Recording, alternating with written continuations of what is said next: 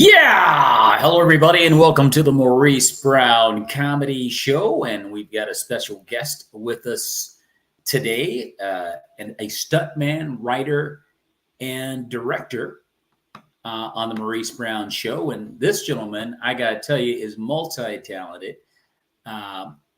He's been known for Baby Driver, I believe that's with Jamie Foxx in 2017, Indiana Jones, and The Kingdom of the Crystal Skull in 2008, and The Hunger Games, Mockingjay, Part 1 in 2014. He writes, directs, and stunt coordinates from a left brain perspective. His passion for living life to the fullest leads to imaginative storytelling, having studied screenwriting and directing at the Christian-based Act One program. Everything he does is for God's glory, and his focus has narrowed to creating movies for the teen or young adult crowd that's furthest from God. That means genre movies. And of course, all his movies have stunts. You can join his efforts at earfilms.com and edgyfaith.com. With no further ado, welcome. And I don't know if I'm going to get this name right. Ian Eyre. What's up, Ian? Hey, Maurice. How are you? I am doing well. I'm doing well. Great to have you on the show, Ian. Great to have you on the show. And, you know, when we think about stuntmen or stunts, you know, and in regards to Christian filmmaking, we don't have a lot of action films in Christian filmmaking. So how do you identify or define the stuntman's existence in Christian filmmaking? Yeah, well, to do a proper action scene, it takes time. I mean, there's a lot of qualified people making low budget movies, but action just takes time. So if you're shooting a scene with two actors and that takes, an hour to shoot, if you're swapping back and forth with camera angles and two stunt doubles, it just automatically takes longer. And then if you're choreographing something, that has to be done before everyone shows up on set. So you have to take the time. And in my experience, muscle memory needs, your brain needs rest to put together moves you're not comfortable with, you're not familiar with. So any choreo can't be on the same day. You know, I'm fascinated with stunt choreography. I'm fascinated with you guys. You guys are like really superhero types to me. The stuff that you guys are able to do and come out pretty much unscathed. I know there's scratches and bruises and injuries here and there, but for the most part, I mean, you guys keep going right back at it. And I really admire that. And I think that, well, I know you're nominated this year at the Red Letter Awards with for Best Stuntman in an Action Film. And I got a couple of friends of mine that are also on that nomination list, Andrew Jacob Brown and John Can. Right. But you were definitely nominated, and can't wait for that. That's going to be at the Red Letter Awards in Lebanon, Tennessee on September 21st.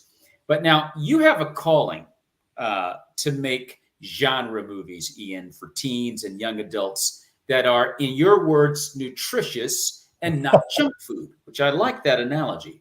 Well, I got that analogy from Brian Bird. He said, the audience is consuming junk food because that's often all that Hollywood makes for them. But we Christians, if God's called us to make movies, A, we need to make nutritious movies, and B, if we're not making movies, it's a sin. So that's pretty high calling.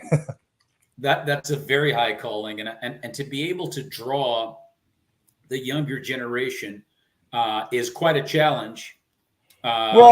Exactly. I go to a conference and I see a lot of people making movies for age 12 and under, and a lot of people making movies for the moms of young adults and teens.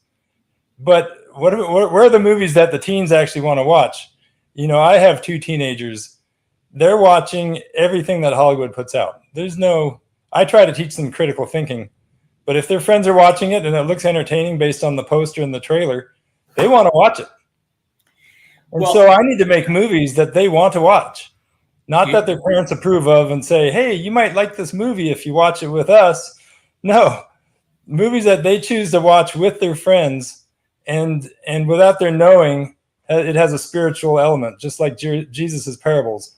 There's the shallow level, if you have, if your ears are closed, your eyes are veiled, but then there's the other spiritual level. And for anyone who's hungry, I hope to just plant seeds so that after the movie's over, they keep thinking. I had an opportunity to do a stand-up comedy performance at a high school about 10 years ago, and I had never done, stand-up comedy in front of teenagers. Wow. And I was asked to do it for cancer, for research. And I said, oh man, I got to do it. I just got to figure out. So I just simply created a set that would relate to what they like, what they're into. They're into Marvel movies. They're into video games. They like complaining about their parents. I made a lot of jokes about that, and it went over really, really well. But I said all that to get back to what you're saying. You've got to find out what piques the interest of that generation and then present it to them. Right. And it's funny. I just released a Western. It was an old Western that I'm finding a new audience for it. And so we had a theatrical premiere a few weeks ago in Memphis. And my children, they're 18 and 15. They see all my projects. They see me working, but they don't pay attention. So it turns out they'd never seen this movie. Yeah. And I didn't think it would be of interest to them because it's not as fast paced as a Marvel movie. But they, and maybe because we're in an actual theater with a crowd and the lights go dark, they're not on their devices. They paid attention. And at the end of it, they really thought it was a good movie. And it's not, that one in particular isn't teen audience. But sometimes you just have to create the environment. And a good movie is a good movie. A good story is a good story. And the movie did have good action. So at least at the beginning and the end, they could, feel like it was a bit of a Marvel experience. And then it was cat and mouse and slow in the middle. But I satisfied their cravings, I think. Well, you know what? I get it, Ian. I mean, my kids now are grown now, 27, 25, and 22. But at that age where yours are now, mid to later teens, it was all about, I mean, we would get together and go to every Marvel or DC film together and, talk about it. And then they're into video games, all those different things. But our kids today are being tempted to go down rabbit holes. Mm-hmm. And if people like yourself, Ian, don't come out and try to find a way to draw them towards the light of Christ, we're going to lose them. Yeah. And thank God for you, man. Thank God for what you're doing. And we have to follow it up with discipleship because a movie has to be entertaining. If there's any preachy element, they're going to tune out. That's right. For those who do have an interest in learning more or discussing the movie, we have to create those podcasts or whatever, people discussing the pop culture and pointing them to Jesus and other materials. That's what we have to do. And I commend you for that. It's so difficult.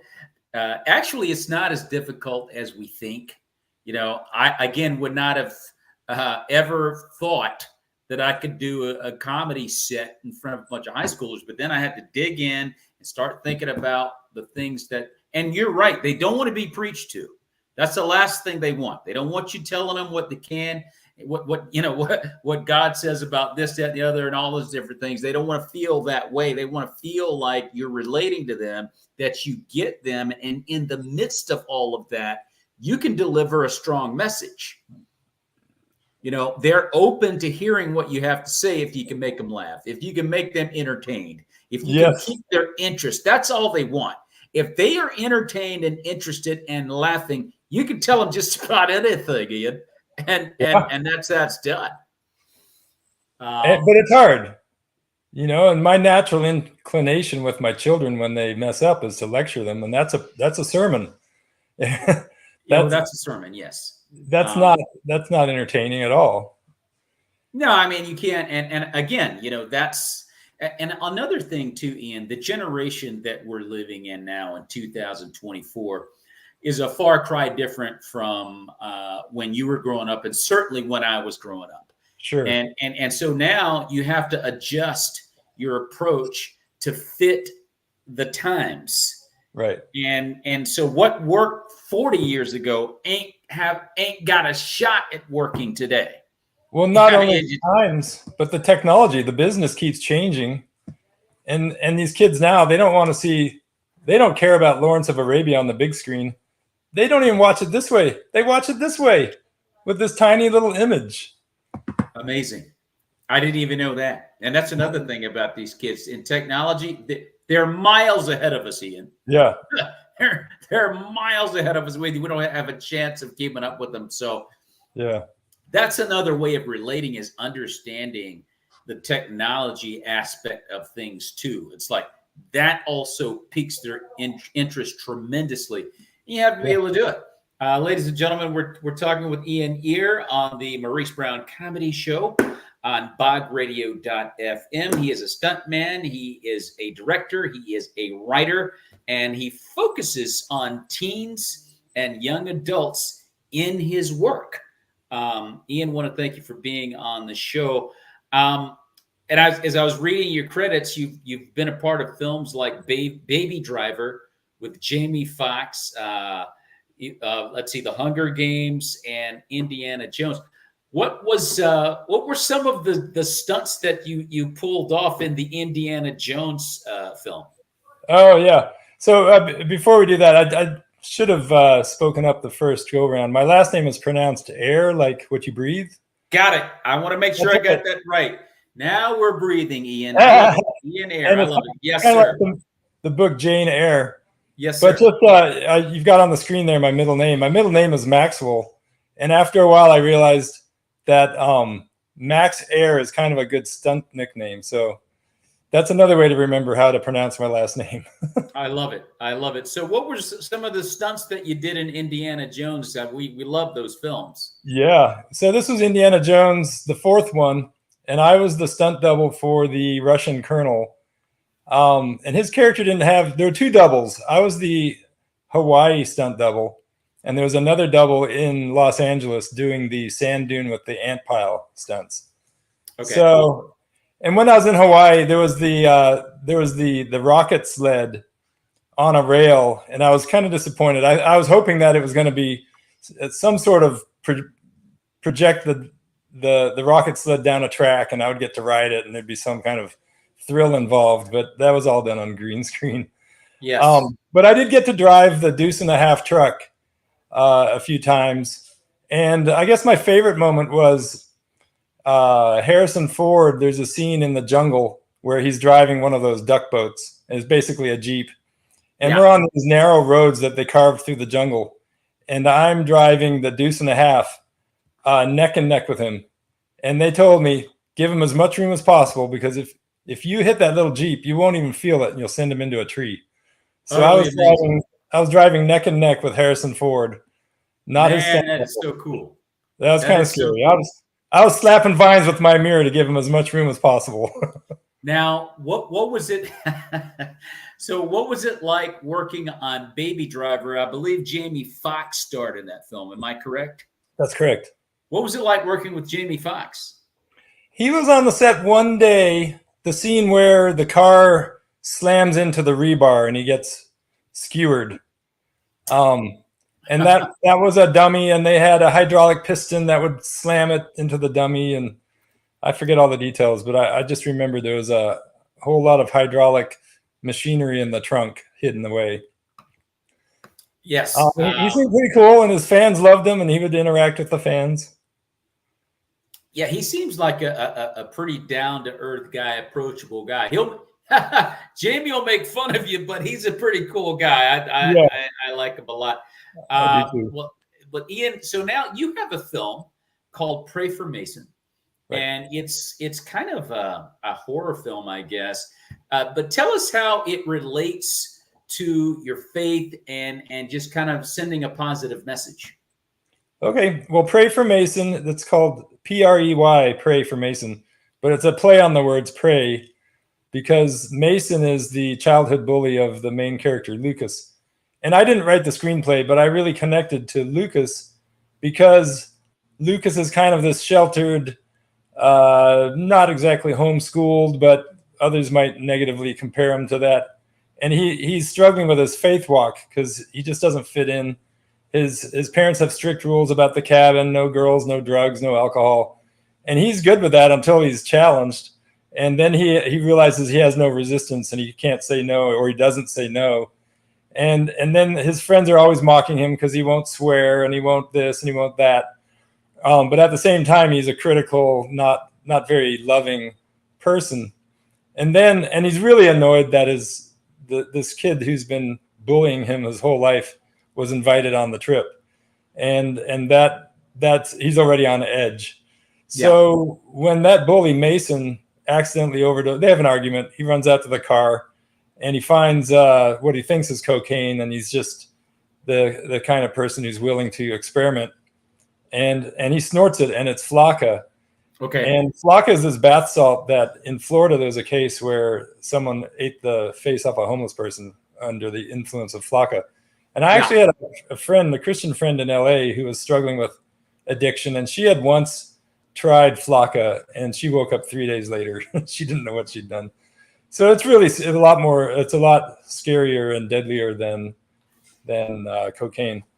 So that's the premise of the movie, is that this childhood bully becomes a monster, and Lucas, who's already struggling with loving his enemy, is now put to the test because this enemy is coming after them, and they don't know how dangerous he is. But on the news it says Flocka makes you overheat and have superhuman strength, and so he catches a rat on a sharpened stick, and that's kind of gross. But it's more of a thriller, a chase movie. We don't get into supernatural horror. We don't get into gore, other than the rat's pretty nasty. But the second half of the movie is where it gets interesting for me, is that instead of in self-defense trying to protect themselves and kill Mason, Lucas gets challenged by his best friend. And the second half of the movie is them trying to capture Mason, because if it's true on the news that he's overheating and out of his mind, if they can capture him and hose him down, maybe they can cool him, stop his brain from melting down, and think of a fever. And if they can cool him down and save him, maybe they can get him in his right mind. Sure. Just like with a child, if they're emotional, you can't reason with them. You have to wait for them to calm down. So Act 3 is them trying to save Mason, which is the loving your enemies part. Ladies and gentlemen, we're talking with Eyre on the Maurice Brown Comedy Show on bogradio.fm. Ian was nominated for Best Stuntman in an Action Film at the Red Letter Awards coming up September 21st in Lebanon, Tennessee. There's some Andrew Jacob Brown, I believe, is also a part of that. Kurt, how's it going, bro? And I'm going to be there performing stand-up comedy as well, and that's again in Lebanon, Tennessee. And we're not partners, but Mutzi is the other comedian that will be performing there. That's September 21st. Now, we were talking about Flocka. You mentioned Flocka, and this is a bath salt that is used as a drug, inhaled or snorted, one of the two, if not both.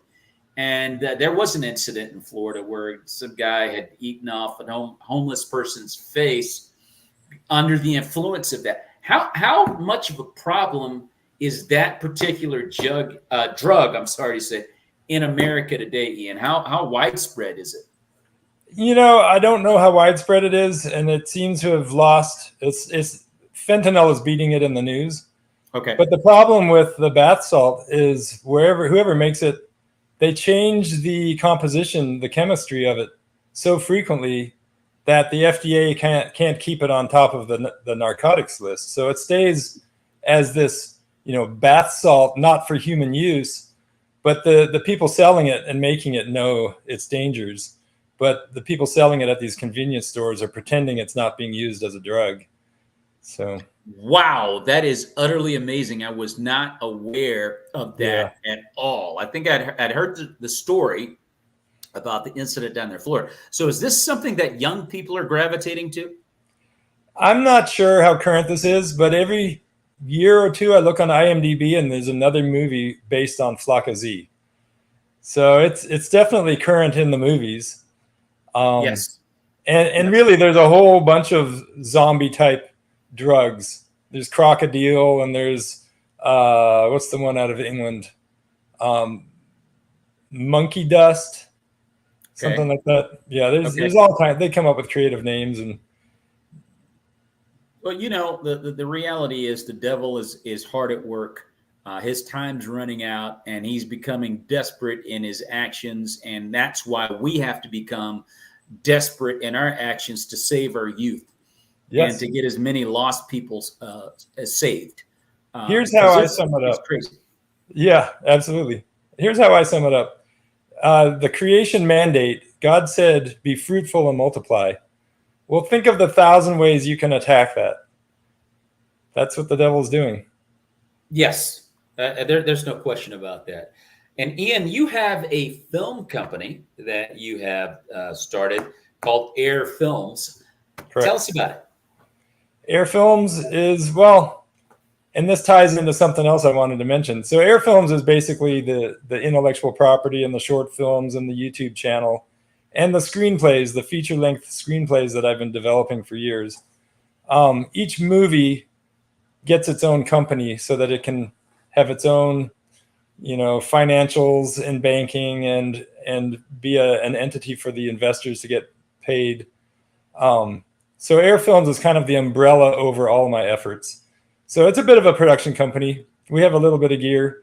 I also have a company, Triple Dare Stunts, that has all the stunt rigging and crash pads and fire safety and underwater safety equipment for stunt coordinating.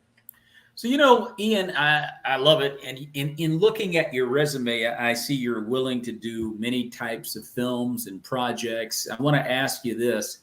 How much of a need do you feel there is in the Christian filmmaking world to address or become more diverse in its subject matter for films?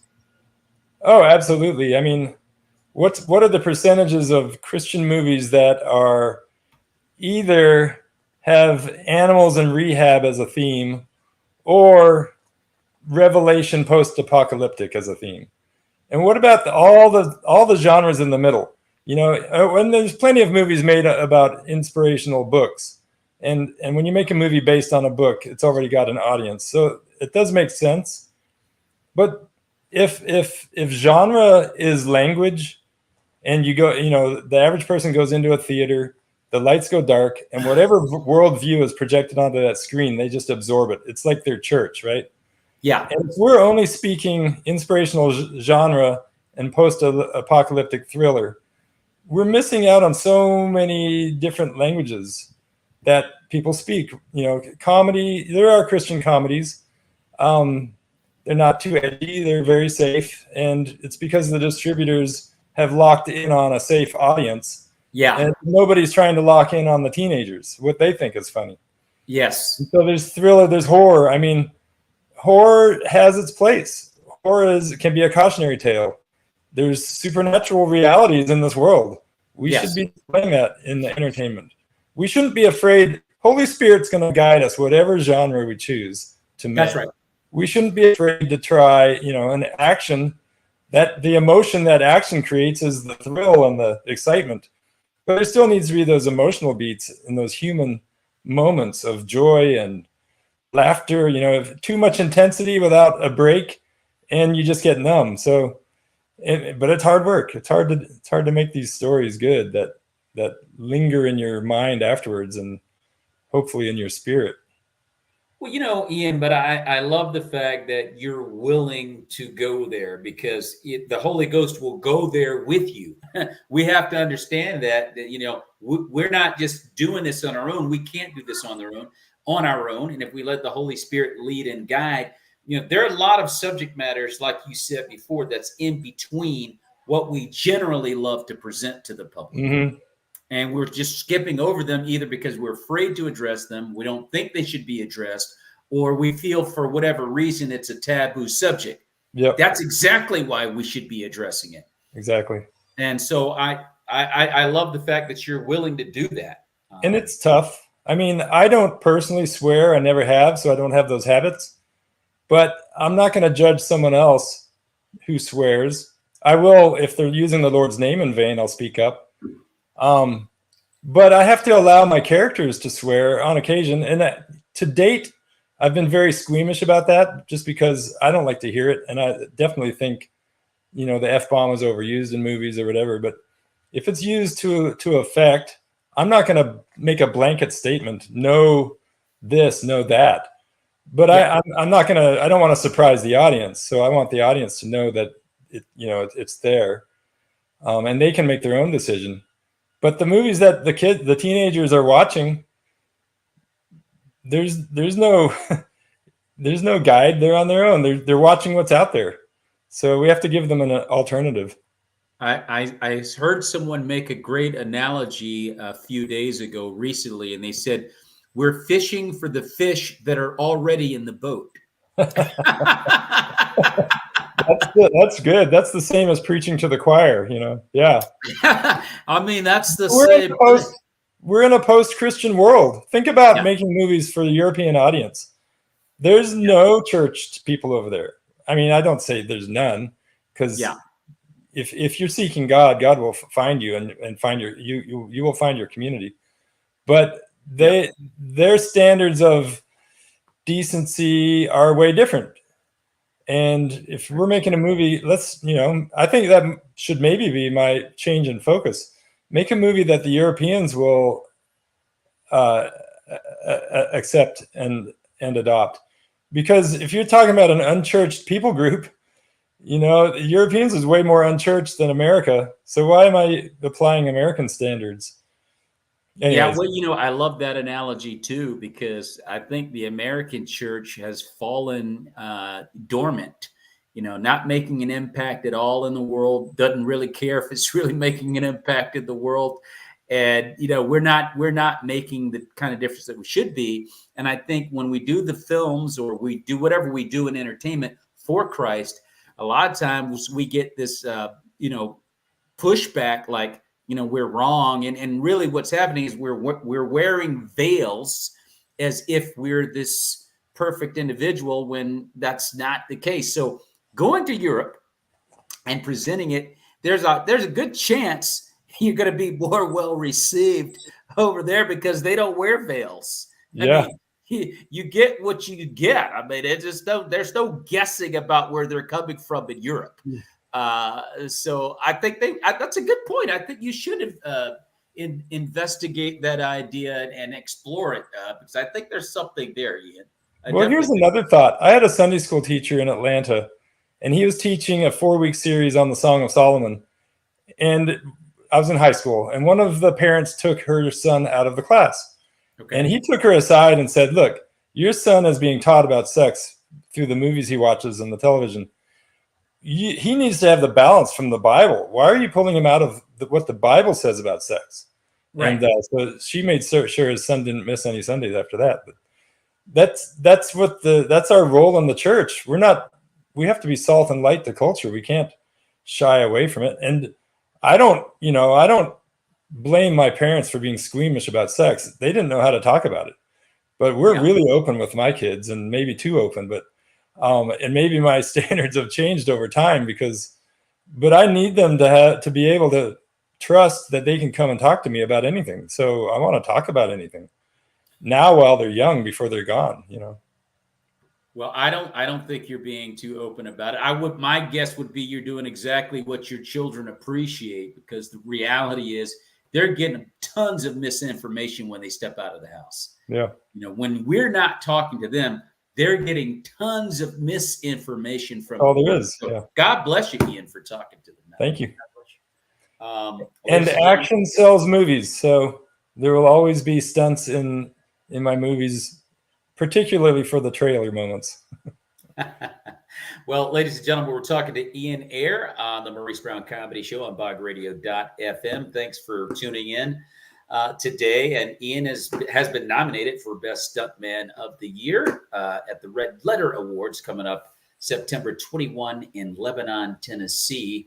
Ian, I want to ask you about a film that you did, a short film that you did, which won several awards, called Run Cholo Run. Tell us about this short film. Well, it started off with I was writing a story about a boy graduating out of a group home, and the group home leader takes him to this hike near Pasadena, California, called the Bridge to Nowhere, and it's a 150-foot gorge with a bungee jump. And Wow. at the end of the bridge was a mountain, and the tunnel collapsed, and the road to the bridge washed away. But to me, that Bridge to Nowhere was a theme. It was a visual metaphor. So then I ended up writing a trilogy, and the second in the film was an excuse to have a car chase. And because I really love the Bourne Supremacy movies. So this same character steals a car with a pregnant girl in the car, and they're evading the law in this car chase. And that morphed over time. I think I came up with the name Run Cholo Run based on Run Lola Run, that German movie. Okay. And then and I should have made Run Cholo Run and made it a female. But I made the character based on that, Latino. And over time it became this short film. And I didn't make the other two shorts in the trilogy. But I did have a writing partner who came out of gang life. And now I have another writing partner who's a Mexican-American comedian, former stunt lady. And the three of us now have a feature film based on this award-winning short that's a wounded warrior story. And basically the same character joins the military to escape his crime family. And in the opening scene, gets his foot blown off. And it's based on this certain army specialist who had both feet blown off. And he had the mindset to overcome it, and he rejoined the military. But our character doesn't have that strong mindset because of his upbringing, and so he's dealing with toxic shame, and he's got to choose between the Marine Code of Honor and his crime family, loyalty to the crime family. So it's a really strong story too. It sounds like a very interesting film, Run Cholo Run by Ian Eyre. I really like the idea, and you know, talking about stuntmen, which is what you are, and a coordinator of stunts. You started at I believe Six Flags on the Batman. That's I right. think there was, I forget the name of that event, because I remember it, and I thought it was awesome back in the day, back in the 90s. And you were doing stunts, and I think the motorcycle was like go in a big ball, and you were like going around in circles like that.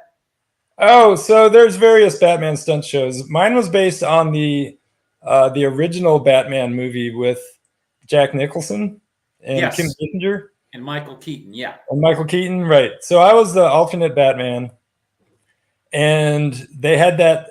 You know, it was in a semicircular arena. Yeah, and it was very tight.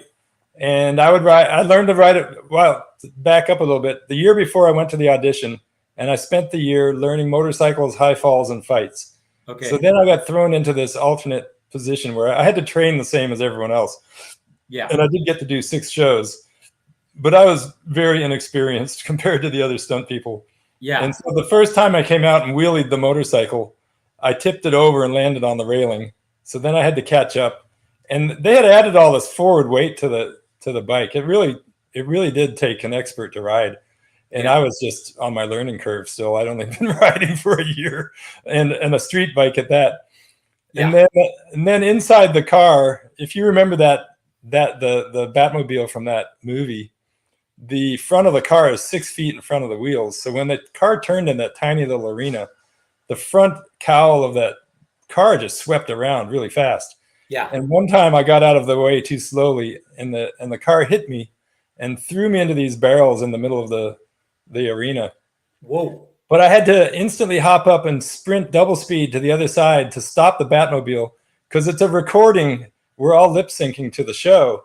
And there's no slowing it down to wait for me. I just have to catch up. Yeah. So, yeah. That's pretty awesome. It is pretty awesome. I remember one of those rides, and I might have the what I'm trying to describe might be a different type of stunt that I remember. I do remember the Batman a little show at Six Flags, which I thought was highly entertaining, and I think is really cool that you were a part of that. What is the most difficult stunt in that you've ever pulled off?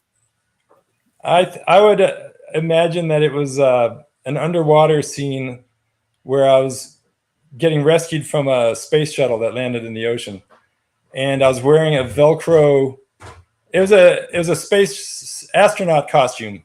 Yeah, and it's all kind of Velcro together, but it's kind of the Velcro's behind me, and I'm carrying a little air bottle, and I'm in a dry suit, and I'd just recently been certified for open water PADI, but I'd never done any dry suit work. So the day before, we practiced this stunt, the dry suit work in a swimming pool.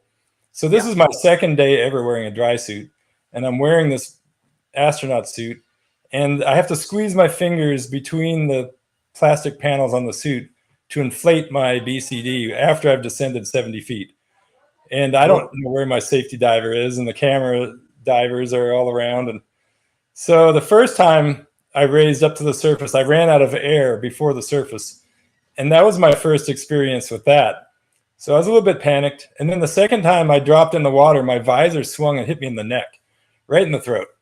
And that caused me to kind of hyperventilate. So I had to, I think everybody was pretty annoyed at me, especially the experienced dive crew and the coordinator. And maybe he was doing me a favor, and maybe he couldn't find someone on the day, and but it took a month for me to get the gunk out of my nasal passages. So I was pretty out of control on that one. Yeah, that sounds pretty scary. That sounds real scary. And the fact that you had never done anything like that before, you said you just got certified. Yeah. To do that type of stunt, I guess. Yeah. That sounds pretty wild.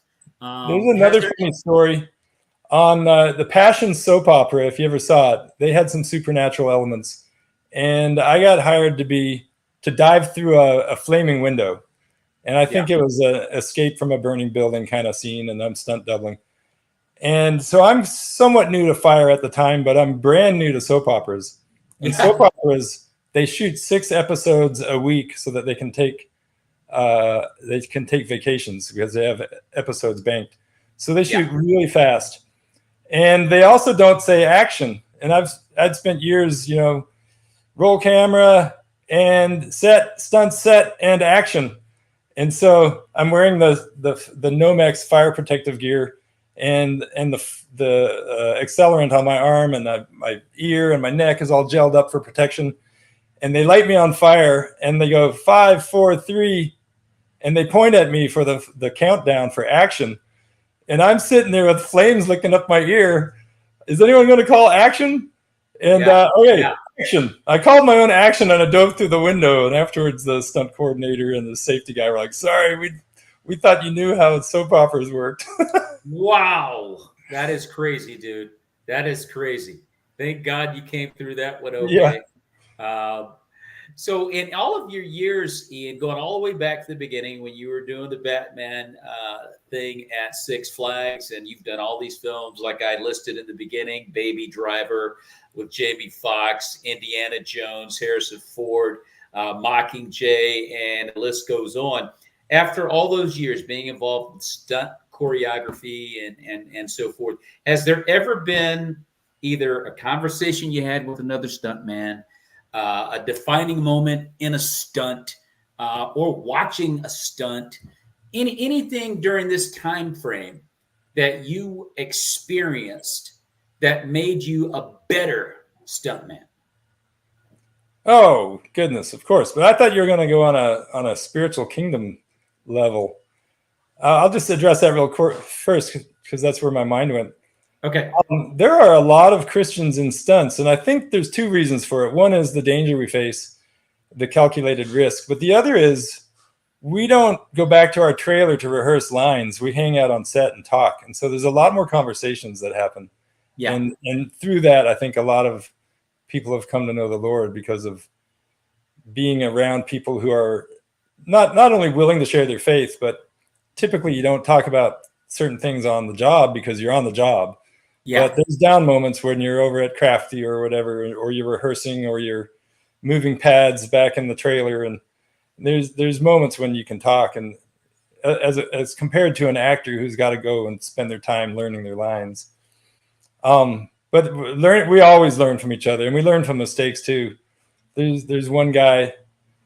Oh yeah, I don't want to mention names, but he got hurt really badly on a comedy. And if it had been an action movie, they would have kept the stunt as is and used the footage with his permission. But because it was a comedy, it was too violent, so they had to redo it. But he was too hurt, so they redid it with someone else. But very expensive to redo. Yeah. Yeah. But we're always learning from each other, and we're also learning from, there's always a police chase or a car accident on YouTube or Twitter or Instagram. You can study it. How did that happen? How can we learn from it?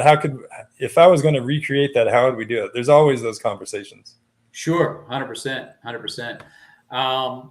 Have you ever had, how about this one, Ian? Have you ever had a crossroads experience where maybe it was a stunt you did or did not pull off that made you question your decision to be a stuntman? Oh,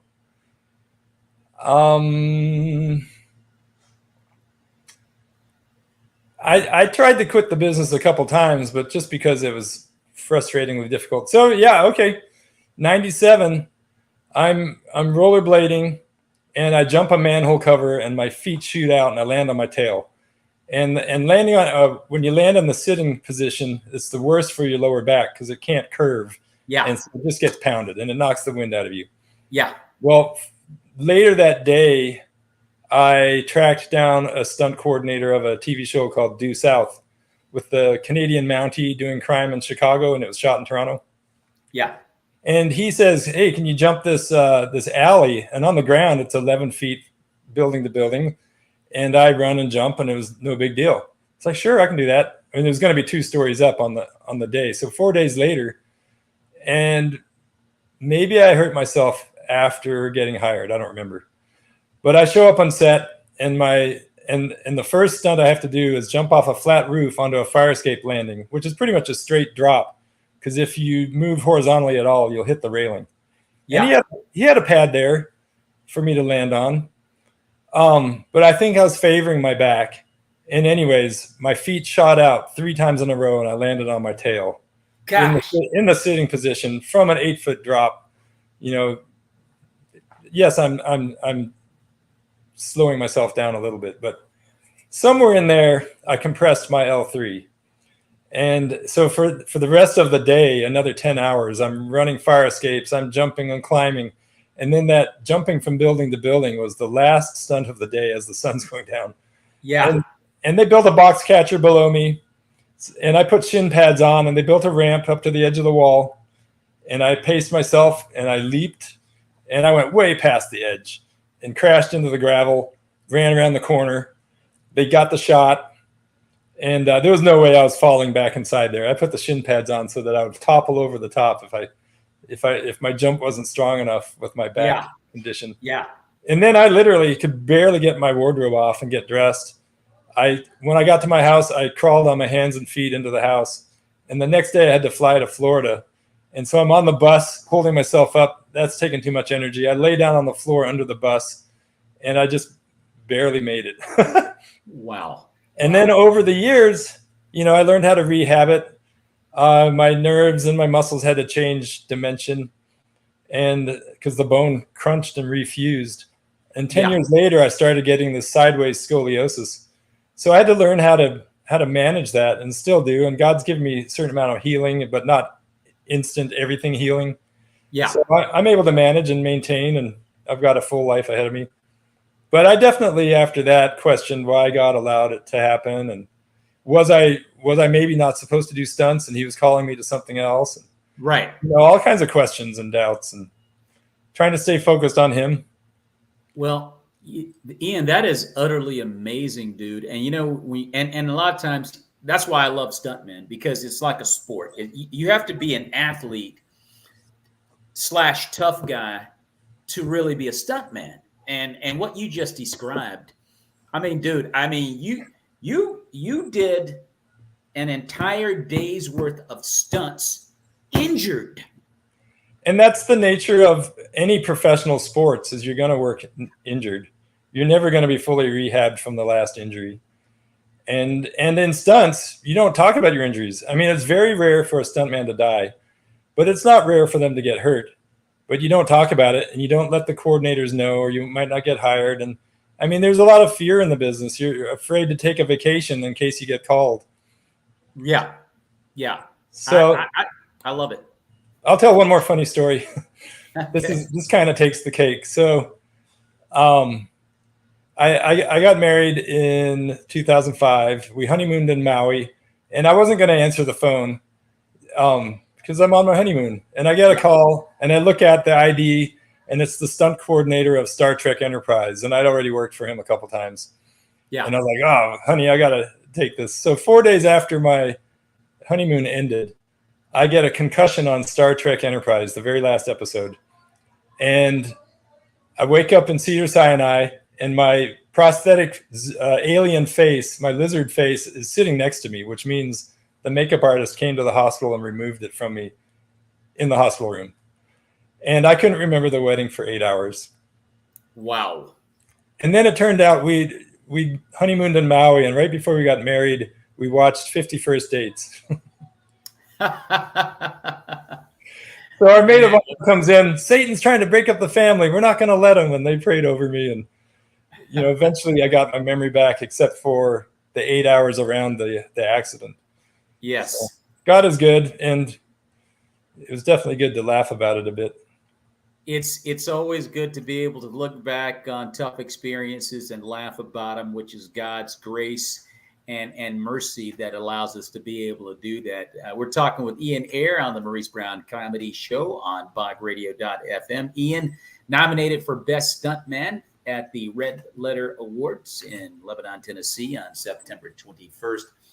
Ian, thanks again for being on the show. I want to ask you also, before we get out of here, what advice can you share with young stuntmen, actors out there that are thinking about making a career in this field? Sure. Well, I would say, let's see here. First of all, understand the difference between calculated risk of a stunt performer and a daredevil. A daredevil just gets emotionally high and does stupid things. A stunt person is very calculated, knows physics, knows some engineering, knows the strength of materials, knows the friction of a tire in the road and what kind of road surfaces. Whatever it is, they really study their craft and the physics behind it. And they really know their body. They stay conditioned. Their muscles and joints are used to impact, jumping, running, jumping. And if you want to get in, you know, fights are kind of your bread and butter, but it's good to have a specialty. So focus on some athletic specialty that can set you apart. But for the most part, it's going to be your height, weight, hair color, and beard length that gets you hired or fired or not hired. Getting fired is a whole different animal of you know, not knowing set etiquette or not knowing your place as a stunt person, you know, sitting in the actor's chair. There's a whole bunch of ways to get fired, but to get hired is the first challenge. Does that happen often in the acting business with stuntmen getting fired for the things you just described? Well, maybe not fired on the spot, but definitely not hired back. Or, you know, there's the stunt coordinator has reluctance to bring them back because of the way it reflects on him or her. Yeah, the stunt coordinator really has to trust that in a fight or flight situation, you're going to keep a level head. And that's why it works differently than actors. Actors, they get hired based off of their audition tape or their reel. A stunt coordinator, it's all about relationships, because the coordinator has to be able to trust that you're gonna be asked to do stuff that you would never do in your right mind, but camera and crew are spending $1,000 a minute, and you've promised the coordinator that you could do what you were asked to do. And so you know your abilities, you know your limits, and you pre-visualize in your head, you know exactly your footwork and when you when you jump and what part of your body you're going to land on. Yeah. And then you do it. You know, they say action and your brain takes over. And I've done stunts where I have no memory of what I just did. Man. But it was autopilot, and it was based on training, conditioning, pre-visualization, and it takes a lot of training to get over the fear of getting clobbered from behind without anticipating it. You know, for example. So yeah, that speaks to my stunt that's coming up in Beverly Hills Cop 4. I'm the beer delivery guy in the opening shootout with the yellow earmuffs. And one of the baggy guys just strong arms me, and I go splat. So man, Beverly Hills Cop 4 with Eddie Murphy, I love it. So, and when is that expected to come out, Ian? Sometime in July on Netflix. Oh, really? Not going to the theaters? No. Well, it would be awesome if it did, but I don't think that's the plan. Okay, and you know, it looks like nowadays the Netflix platforms, Hulu, and all those type of things are getting more traction nowadays than the theaters, which is quite interesting. Right. Talking with Ian Eyre on the Maurice Brown Comedy Show, would you recommend a certification in jiu-jitsu or karate or kung fu? Absolutely. Absolutely. The discipline of achieving the high levels of any sport will pay dividends. Yeah, absolutely. Absolutely. How can our audience follow you, Ian, on social media or by website? I think you can find everything you need at eyrefilms.com, airfilms.com. There's links to all my socials and my blog and my various projects and my YouTube channel and IMDb and everything there. Okay, awesome stuff. Follow Ian Eyre at airfilms.com if you want to know more about what he does and what stuntmen do. He's also a writer and director, and so he's just got a great career going for himself. And I would highly advise you to check out short films like Run Cholo Run if you get an opportunity to do that, or Pray for Mason. I want to thank you, Ian, for being on the show, man. And I love what you're doing, and keep doing it for Christ, which I know that's exactly what it is that you're doing. And I got a lot of admiration and respect for what you do, sir. I think you guys are awesome. Thank you. I think you guys are amazing athletes, man. God bless you. And may the peace of Christ continue to be with you and your family. God bless you. Thank you. I look forward to meeting you September 21st at the Red Letter Awards. I'll see you there, Ian. God bless you. Thank you so much.